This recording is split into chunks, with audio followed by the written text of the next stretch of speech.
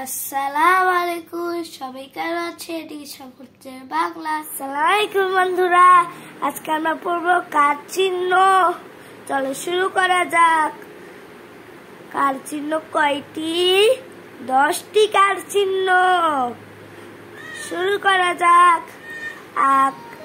আতে আতা, রশিতে ইলিশ, দীর্ঘইতে কি, রসাতে ঘুম, দীর্ঘাতে কূপ, তারপর রিতে তৃণ, এতে পেঁপে, ওইতে বৈঠা, ওতে তোতা, ওতে নৌকা।